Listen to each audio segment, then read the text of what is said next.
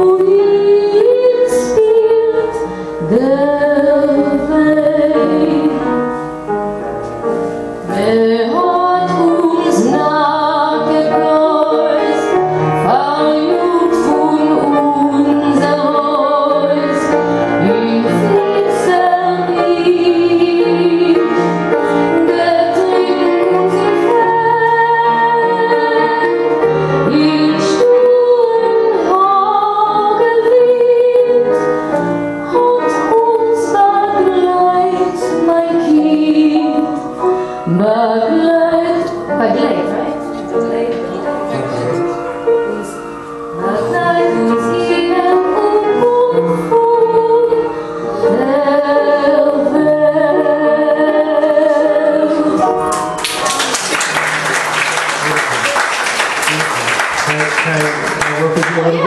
Great. So the question of accent, a dialect, is an interesting one, right? So Smadar must have... I mixed it up a little. It's okay. Yeah. So, but it's an interesting one. So it's an interesting discussion in itself. What dialect do we sing? Do we sing in our dialect that we heard from Tata Mama or Baba Zayda or whoever? Or do we sing in the dialect that the song was written in? Or do we sing in a dialect that most audiences would understand? I have different opinion. Right. I think please. It depends on the song, it depends the rhymes method. Correct. Sometimes it must be Feigele as opposed to Feigele because it has to rhyme with whatever the word is, right? You have that in Gebirtig a lot, okay? Pardon? What? I didn't hear. Sorry. So you have that in Gebirtig where it's printed in one way, but in order for it to rhyme, you get a clue in like a song like Reisele. Is that what somebody said? Right? So the question is it Reisele? Because many of the rhyme schemes are have that. So that's a question whether we sing Reisele today or Reisele. Anyway, to go to this. So you can see from my accompaniment, I go to the tango feeling for this because I hear it as a tango. And I think not so much that it should be sung so much as a tango, but I hear it as that, and I think that is an interesting just piece of information for us to know that as people were creating songs and whatever melodies they were taking or whatever musical feels they were taking from what they were hearing. And in the 30s, the tango was a rage, was all over, was popular all over, and heard. And I believe that this song was also composed with that in mind.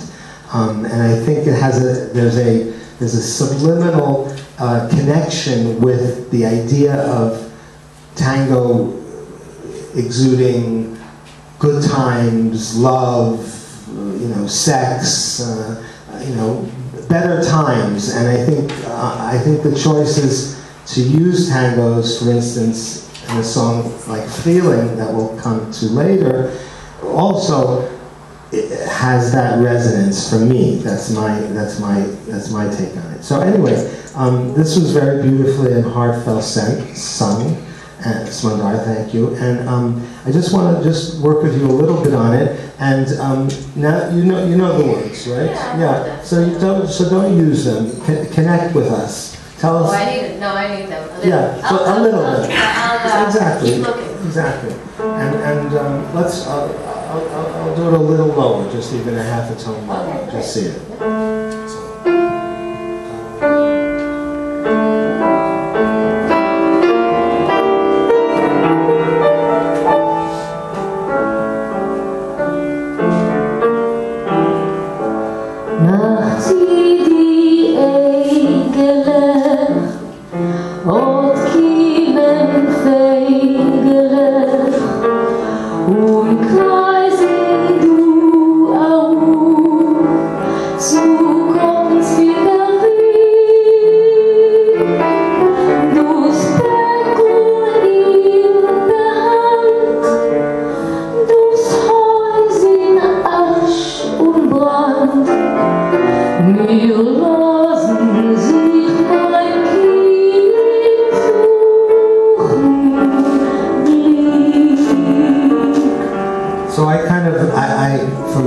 From a musical point of view, I've adapted the time a little bit. So, das Pergolin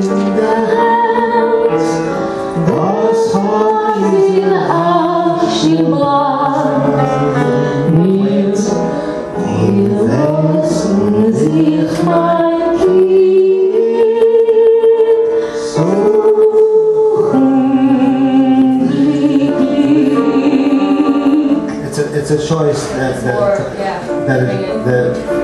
comes together.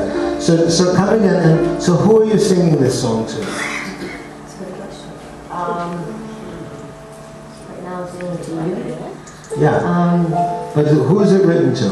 I think for the kids. Right. Right. Close your eyes, you know. Right. Yet, it's definitely to the kid, because we're saying Machzu Diegela. But it's also, you know, when you're in the intimacy of a connection with a child, right? And nobody is around, right? It's the mother's, father's, caretaker's innermost feelings coming out, right? You would never tell a kid, you wouldn't want to tell a kid as they're going to sleep, you know, how horrible life is, right? And how, you know, Menhatun's Naked Blows, they took us. But I think what happens in the lullaby is that the inner feelings come out, and the author-singer is able to transmits that. So it's a tough balance of how you sing it, I think, so that it really connects. So yeah, I think I understood it. It's kind of like a half a prayer, like half a, you know. Yeah. Kind of like, try something. Okay. See what happens as you imagine that child.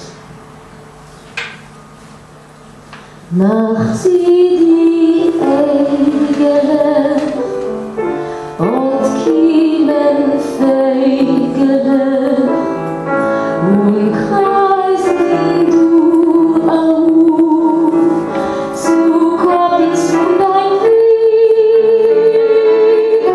das Becken in der Hand, das Holz in Asch, in Brett, wir lassen sich mein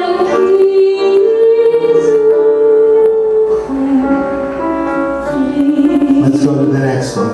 Do the last one. Menhatun's Naked Blows. Menhatun's Naked Blows, verjut von unser Holz, in Finsternis, getrieben und in Quell, in Schuhen Hagelwind, hat uns verlebt, mein Kind, verlebt uns vielen Ungrund,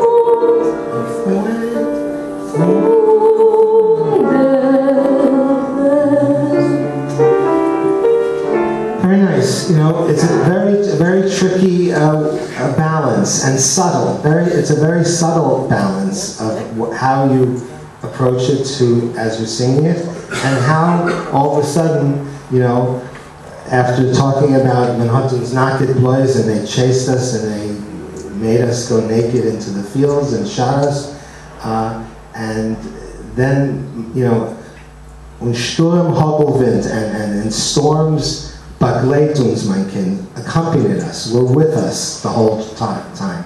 So it's an interesting remembrance when he says, mein Kind, that we're still talking to a kid. You know, we're still conveying a message to a kid. So I think you found a nice balance of conveying the pain of dealing with the reality, and also the lullaby aspect of it. Very nice.